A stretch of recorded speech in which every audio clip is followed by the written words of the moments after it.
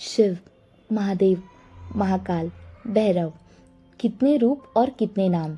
भगवान शिव जो हिंदुओं के मुख्य देवताओं में से एक माने जाते हैं, जो आदि है और अनंत भी, जो pillar of light, death, time ऐसे डिफरेंट लाइफ सिंबल्स को रिप्रेजेंट करते हैं। उन्हीं शिव जी के 12 ज्योतिर्लिंगों के बारे में आज हम इस वीडियो में बात करेंगे। वैसे भारत में कुल 64 ज्योतिर्लिंग है, पर उनमें से 12 ज्योतिर्लिंग मुख्य माने जाते हैं, जिनमें सोमनाथ, मल्लिकार्जुन, महाकालेश्वर, ओमकारेश्वर, केदारेश्वर, भीमाशंकर, विश्वेश्वर, त्र्यंबकेश्वर, वैद्यनाथ, नागेश्वर, रामेश्वर, घृष्णेश्वर आदि शामिल है। आज हम इस वीडियो में यह सब ज्योतिर्लिंग एक एक करके देखेंगे, तो वीडियो में एंड तक बने रहिए। तो हेलो एवरीवन, मेरा नाम है स्नेहा और मैं आप सबका इस वीडियो में स्वागत करती हूँ। पहला ज्योतिर्लिंग है सोमनाथ। यह मंदिर गुजरात के सौराष्ट्र में समुद्र तट पर स्थित है। ऋग्वेद के अनुसार सोमनाथ मंदिर के क्षेत्र में चंद्रदेव ने शिव जी को प्रसन्न करने के लिए तप किया था। चंद्रदेव की तपस्या से प्रसन्न होकर शिव जी यहाँ प्रकट हुए थे। चंद्रदेव की एक नाम सोम पर इस मंदिर का नाम सोमनाथ पड़ा था। इस मंदिर के दक्षिण दिशा में समुद्र के किनारे बेहद आकर्षक खंभे बने हुए हैं, जिन्हें बाण स्तंभ भी कहा जाता है, जो प्रदर्शित करते हैं कि सोमनाथ मंदिर और दक्षिण ध्रुव के बीच में कोई भी भूमि का हिस्सा मौजूद नहीं है। इस मंदिर के पास ही हिरण्य, कपिला और सरस्वती नदी का संगम दिखाई देता है। दूसरा ज्योतिर्लिंग है मल्लिकार्जुन। यह ज्योतिर्लिंग आंध्र प्रदेश में कृष्णा नदी के तट पर श्रीशैलम पर्वत पर बना हुआ है। इस पवित्र पर्वत को दक्षिण कैलाश भी कहा जाता है। यह ऐसा एकमात्र ज्योतिर्लिंग है जहाँ देवी पार्वती के साथ शिव जी ज्योति स्वरूप विराजित है। मल्लिका यानी पार्वती और अर्जुन का मतलब है भगवान शंकर। इस मंदिर तक पहुंचने के लिए जंगल से होकर गुजरना पड़ता है। शिव पुराण के अनुसार नाराज हुए भगवान कार्तिक को मनाने माँ पार्वती और पिता शिव इस जगह पर प्रकट हुए थे, परंतु कार्तिकेय उन्हें देखकर और दूर चले गए। अंत में पुत्र के दर्शन की लालसा में भगवान शिव वही ज्योति स्वरूप विराजित हुए। तब से यह शिव धाम मल्लिकार्जुन ज्योतिर्लिंग के नाम से प्रसिद्ध हुआ। तीसरा ज्योतिर्लिंग है महाकालेश्वर। यह ज्योतिर्लिंग मध्य प्रदेश के उज्जैन में स्थित है। महाकालेश्वर एकमात्र दक्षिण मुखी ज्योतिर्लिंग है। यहाँ रोज सुबह मंदिर में भगवान की भस्म आरती की जाती है।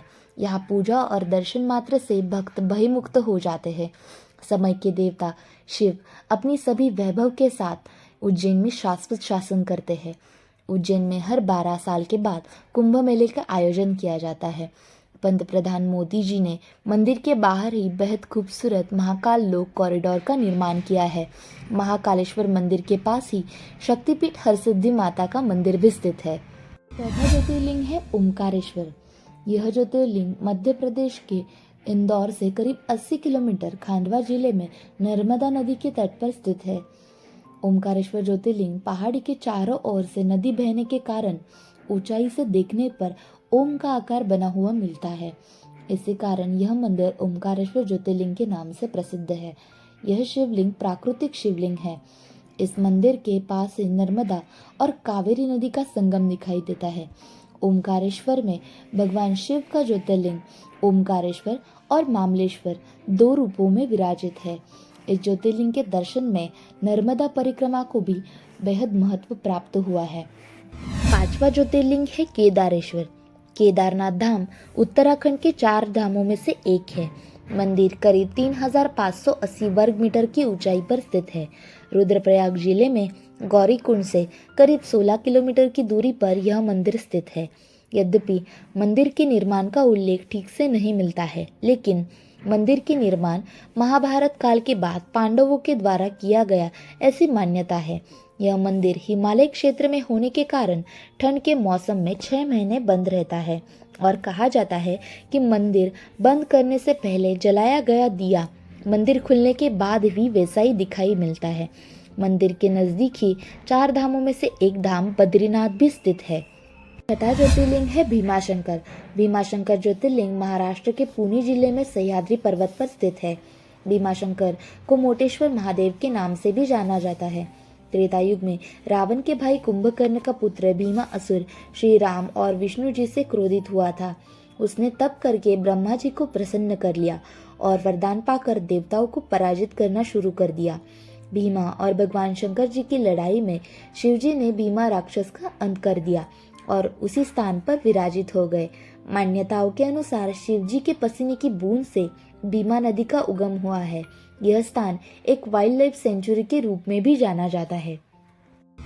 7वां ज्योतिर्लिंग है काशी विश्वनाथ। उत्तर प्रदेश के वाराणसी यानी काशी में स्थित है विश्वनाथ ज्योतिर्लिंग।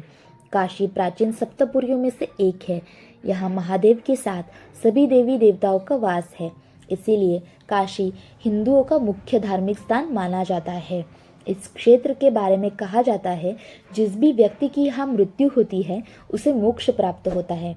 इसी मंदिर के पास मणिकर्णिका घाट पर दिन के 24 घंटे चिताएं जलती है, इसीलिए काशी विश्वनाथ काल यानी मृत्यु की देवता माने जाते हैं। यह मंदिर गंगा नदी के तट पर स्थित है और यहाँ कुल 88 घाट है, जहाँ हर रोज सुबह शाम माँ गंगा की आरती की जाती है। 8वां ज्योतिर्लिंग है त्र्यंबकेश्वर। महाराष्ट्र के नासिक जिले में स्थित है त्र्यंबकेश्वर ज्योतिर्लिंग। मंदिर के पास ही ब्रह्मगिरी पर्वत है। इसी पर्वत से गोदावरी नदी का उगम स्थान है। मान्यताओं के अनुसार यहाँ स्थित शिवलिंग में ब्रह्मा, विष्णु और महेश तीनों का वास है। इस क्षेत्र में गौतम ऋषि ने शिवजी को प्रसन्न करने के लिए तप किया था। उनकी तपस्या से प्रसन्न होकर शिवजी यहाँ प्रकट हुए और ज्योति स्वरूप विराजित हुए। गोदावरी नदी को दक्षिण गंगा के नाम से भी जाना जाता है। 9वां ज्योतिर्लिंग है वैद्यनाथ। झारखंड राज्य के देवधर नामक स्थान पर वैद्यनाथ ज्योतिर्लिंग स्थित है। भगवान शिव का एक नाम वैद्यनाथ भी है, इसी कारण यह ज्योतिर्लिंग वैद्यनाथ धाम के नाम से जाना जाता है। त्रेता युग में रावण भगवान शिव का भक्त था। उसने तप करके शिवजी को प्रसन्न कर लिया और वरदान स्वरूप अपने साथ लंका आने की मांग की। शिवजी ने वरदान के साथ शिवलिंग देते हुए एक शर्त रखी कि अगर यह शिवलिंग उसने भूमि पर रख दिया तो वही स्थापित हो जाएंगे, और रावण ने गलती से यह शिवलिंग भूमि पर रख दिया। इसी तरह शिवजी उस स्थान पर विराजित हो गए। 10वां ज्योतिर्लिंग है नागेश्वर। यह ज्योतिर्लिंग गुजरात के द्वारका में स्थित है। द्वारका से भी नागेश्वर की दूरी 17 मील की है। शिव पुराण के रुद्र संहिता में शिवजी का एक नाम नागेश दारुकावने भी बताया गया है। शिवजी नागों के देवता है। भगवान शिव सुप्रिया नामक अपने भक्त को संकट मुक्त करने हेतु इस जगह पर प्रकट हुए थे, ऐसी मान्यता है। 11वां ज्योतिर्लिंग है रामेश्वरम। यह ज्योतिर्लिंग तमिलनाडु के रामनाथपुरम में स्थित है।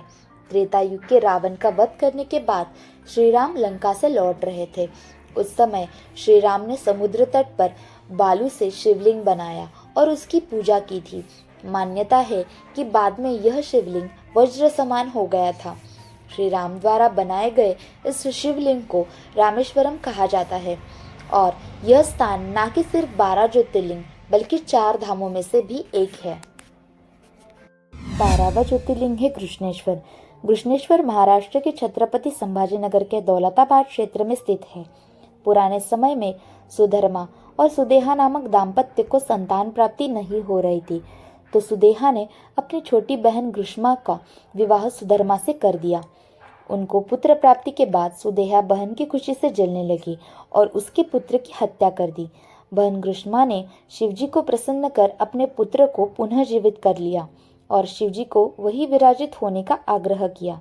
उसके आग्रह पर शिवजी वहाँ ज्योति स्वरूप विराजित हुए। और यह थे महादेव के 12 ज्योतिर्लिंग। शिवजी के इन्हीं 12 ज्योतिर्लिंगों के दर्शन हम करने वाले हैं। इस जर्नी में हम क्या एक्सपीरियंस लेंगे, कौन सी नई जगह एक्सप्लोर करेंगे, ये सब मैं आपके साथ शेयर करना चाहूँगी। अगर आप मेरे 12 ज्योतिर्लिंगों के 12 ब्लॉग देखना चाहते हैं तो वीडियो को लाइक, चैनल को सब्सक्राइब और बेल आइकॉन को प्रेस करना मत भूलिए। जल्द ही मैं आपके लिए एक नए ब्लॉग के साथ आ रही हूँ। तब तक हर हर महादेव।